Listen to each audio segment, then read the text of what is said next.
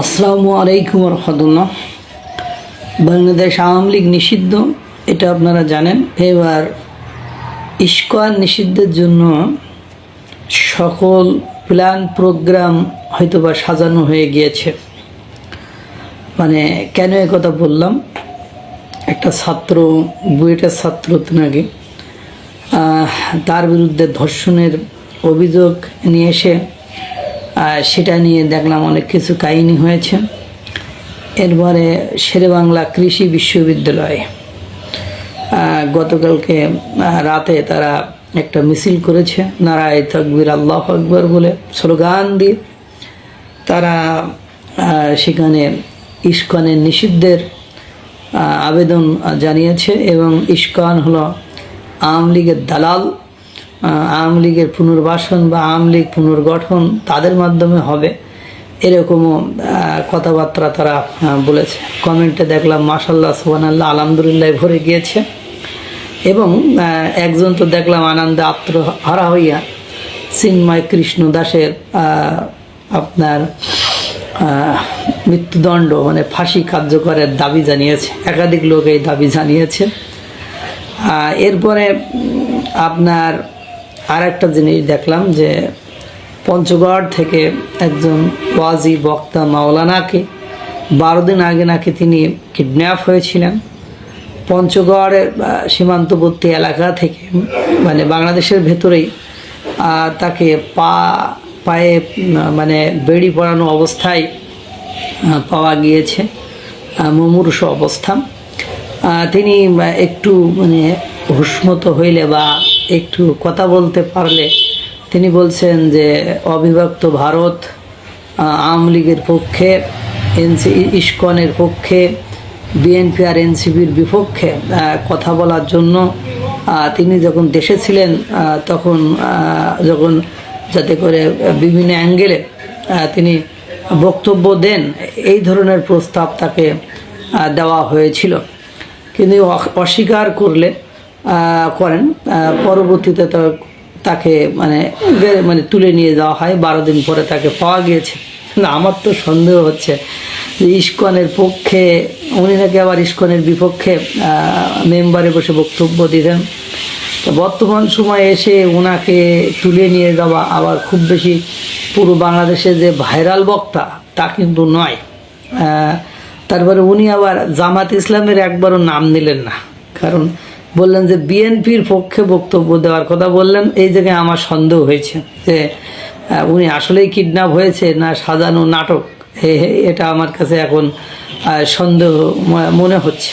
কেননা আপনারা একটু মাথা খাটান যে উনাকে বলা হয়েছে যে অবিভক্ত ভারত, ইস্কনের পক্ষে, বিএনপি আর এনসিপির বিপক্ষে। এখন কথা হলো, ইস্কনের যদি সবচেয়ে বড় শত্রু থাকে বা ইস্কনের বাংলাদেশের কেউ যদি ক্ষতি করে থাকে, সেই দলটির নাম হলো জামাত ইসলাম বাংলাদেশ। অর্থাৎ বাংলাদেশের জামাত ইসলামই সবচেয়ে বেশি ক্ষতি করেছে। ইস্কনের আপনি এ বিষয়টা দেখেন, চিন্ময় কৃষ্ণ দাসের যে বিষয়টা, সেই বিষয়টিতে একেবারে পুরোপুরি কিন্তু আপনার জামাত কিভাবে কাজ করেছে, জামাতের আইনজীবীর হত্যা মানে কিভাবে হয়েছে না হয়েছে, তার পোস্ট পজিশন সব কিছু মিলাইয়ে দেখেন, সবচেয়ে বেশি ক্ষতি ইস্কনের যদি করে থাকে সেই দলের নাম হলো জামাত ইসলাম। শেরেবাংলা ফজলুল হক, শেরেবাংলা কৃষি বিশ্ববিদ্যালয়ে যে স্লোগান হচ্ছে ইস্কনের বিরুদ্ধে, সেখানেও কিন্তু নারায়ে তাকবীর আল্লাহু আকবার এই স্লোগান কিন্তু আপনার জামাত ইসলামের। তারাই কিন্তু কলকাঠি নাড়াচ্ছে। এবং আপনার যত কমেন্ট, যত ইস্কনের বিরুদ্ধে যত মানে খড়গহস্ত নামানোর বা তাদের নিষিদ্ধ করার যে কথাগুলো উঠছে, সেখানে কিন্তু জামাত ইসলামের অগ্রগণ্য ভূমিকা। এবং আপনারা খুঁটিয়ে দেখেন বা খুঁজে দেখেন, এই জামাত ইসলামই এই কলকাঠি নাড়াচ্ছে। অথচ তাদের বিরুদ্ধে কিছু বলতে বললো না, এটাই আমার মনে হয়েছে যে এই হুজুর আবার তারপরে তাকে তুলে নিয়ে ভারতে গেল, আবার কি তার প্রতি মায়া লাগলো যায় তাকে জীবন্ত মানে জীবন একদম না হত্যা করে তাকে মেরে না ফেলে আবার দেশে ফেরত পাঠালো এইসব কাহিনী করার জন্য।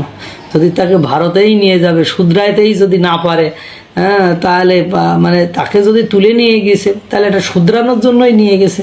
তা সেটা যদি নাই হয় তাহলে তাকে আবার দেশে ফেরত পাঠানো হবে তাদের বিরুদ্ধে সাক্ষী দেওয়ার জন্য। এবং অ্যাট দ্য সেম টাইম আপনারা দেখেছেন যে বুয়েটের ওই ছাত্রর ধর্ষণের বিষয়টি, শেরেবাংলা কৃষি বিশ্ববিদ্যালয়ের ওই বিষয়টি, এবং এই মাওলানার মানে ফিরে এসে ইস্কনের বিরুদ্ধে বক্তব্য দেওয়া, সব কিছু মিলায়ে মানে একেবারে আমার কাছে মনে হচ্ছে এটা লেজে গোবরে অবস্থা। দেখেন বর্তমান সময়ে, কালকে রাতের একটা ভিডিও দেখলাম, মাদ্রাসার এক শিক্ষক এক মহিলাকে অবিবাহিত বিয়ে না করেই দিনের পর দিন ভোগ করে যাচ্ছে, এবং প্রায় সে পিরিয়ডকালীন ব্যতীত 5-6 দিন বা 7 দিন ব্যতীত পুরো মাসটাই তাকে ভোগ করে। এখন সে বিয়ের দাবিতে ওই মাদ্রাসায় যে অনশন করছে। কিছুদিন আগে আপনারা দেখেন জামাতের এক নেতা মানে মাদ্রাসার ছাত্রীদের শীতলতাহানি বা উল্টোপাল্টা জায়গায় হাত দেওয়া, তার ক্ষতি সাধন করার জন্য তার কিভাবে দল থেকে বের করে দেওয়া হয়েছে। এই যে আবু তোয়া আদনানের নামে তার স্ত্রীরা একের পর এক পরকীয়া সহ যত ধরনের আকাম কুকামের কথা বলছে। এই যে কাশেমি এক হুজুর আছে, তার বিরুদ্ধে আকাম কুকাম, একের পর এক মসজিদের মানে মাদ্রাসার শিক্ষকদের বলাৎকারের ঘটনা আসছে।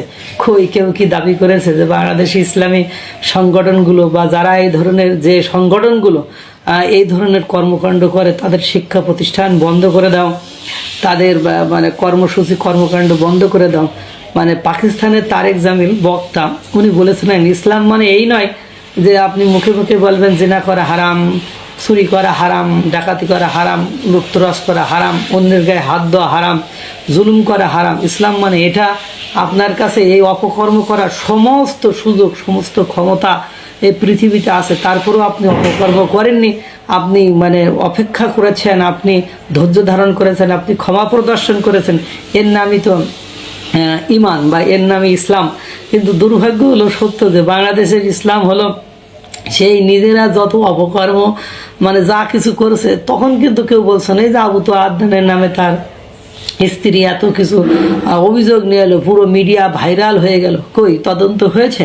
তদন্ত হওয়ার পরে কি তার প্রতিষ্ঠান বন্ধ হয়ে গেছে? এই যে কাশিমি হুজুরের মানে বউ তার বিরুদ্ধে অভিযোগ নিয়ে এসেছে, সে তাকে মিডিয়াতে তাকে পতিতা মতিতা বলে একাকার করেছে। এই যে এক মাদ্রাসার শিক্ষকের বিরুদ্ধে তার এক মহিলাকে মাসের পর মাস মানে ভোগ করার যে কথা সেই মহিলা এসে বলছে, কই এইসব প্রতিষ্ঠান বন্ধের কি মানে এসেছে? এখন ইস্কনের একজন কেউ কি অন্যায় করলে পরে মানে তাকে নিষিদ্ধ করতে হবে? ভাই কথা হলো ইসলাম, আপনি আপনার কথা মাঝে মাঝে আমি একটা যে দেখি বাংলাদেশের কিছু কিছু মানুষ খ্রিস্টান ধর্ম গ্রহণ করে ফেলে, এর জন্য খ্রিস্টানদের দোষারোপ করে। ভাই এসব করে তো লাভ নেই, কারণ আপনি যে লোকটি আপনার ইসলাম ধর্মের প্রতি যার মায়া নেই মহব্বত নেই, তা অর্থ লোভে মানে মানে ইসলামের ইতিহাস কি বলে যে মানুষ না খেয়ে পড়ে থেকেও পাথর বুকে পেটে দিয়েও বসে থেকেও ইসলাম ধর্ম ত্যাগ করেনি। আর আপনার 2 টাকার লোভে আপনার ইসলাম ধর্ম ত্যাগ করে যারা খ্রিস্টান ধর্মে দীক্ষিত হচ্ছে বা খ্রিস্টান ধর্মে চলে যাচ্ছে, তাদের জন্য আপনি আফসোস করেন। হাই আফসোস, আমারই যে আপনাদের জন্য আফসোস লাগে, কারণ এইসব মানুষগুলো ইসলাম ধর্মের থেকেই বা কী করবে? কারণ এরা ইসলাম ধর্ম বোঝেও না, পালনও করে না, এরা কিচ্ছু করে না, এরা বরঞ্চ একটা নষ্ট প্রকৃতির একটা মানে বৈশিষ্ট্য সৃষ্টি করে। তো মানুষকে জোর করে ধর্মান্তরিত করে জোর করে ধর্মে আটকে রেখে আসলে ধর্মের কি কোনো কল্যাণ মঙ্গল হবে এটা আমার জানা নেই। আর এই যে ইস্কন নিষিদ্ধের জন্য যেসব পায়তারা চলছে, এতে করে আমার মনে হয় দেশের স্থিতিশীলতা যারা চায় না তারাই এই পলিসি এই পরিবেশ ক্রিয়েট করার আপ্রাণ চেষ্টা করছে। প্রতিদিনই আপনি সোশ্যাল মিডিয়ায় ঢোকেন, কোনো না কোনো মাদ্রাসায় কোনো ছাত্র ছাত্রী, কোনো মানে ছাত্রর অভিভাবক, মানে কেউ না কেউ বলাৎকার ধর্ষণ এগুলোর মানে শীতলতাহানি এগুলোর শিকার হচ্ছে। কই তার জন্য তো বলা হয় না এই দেশের এই মাদ্রাসা ধর্মীয় প্রতিষ্ঠান এগুলো বন্ধ হয়ে যাক। এখন যদি বলেন আপনি ইস্কনে সাফাই গাচ্ছেন, আমি সাফাই গাচ্ছি না, কারণ এই বন্ধ হইলে তার একটা ব্যাড ইফেক্ট নেগেটিভ ইফেক্ট বাংলাদেশের উপর পড়বে। আপনি আওয়ামী লীগ নিষিদ্ধ করেছেন, আওয়ামী লীগ নিষিদ্ধ করেছেন যতদিন আওয়ামী লীগ সুস্থ রাজনীতিতে বা সঠিক রাজনীতিতে বা বাংলাদেশের রাজনীতির মাঠে ফিরে না আসবে, আপনার 14 গোষ্ঠীর ক্ষমতা নেই বাংলাদেশকে একটা স্থিতিশীল রাষ্ট্রে পরিণত করেন। কারণ বুঝলে বুঝপাদা, না বুঝলে রেস কাটা। আল্লাহ তাআলা সকলকে ভালো রাখুন, সুস্থ রাখুন। আসসালামু আলাইকুম ওয়া রাহমাতুল্লাহ।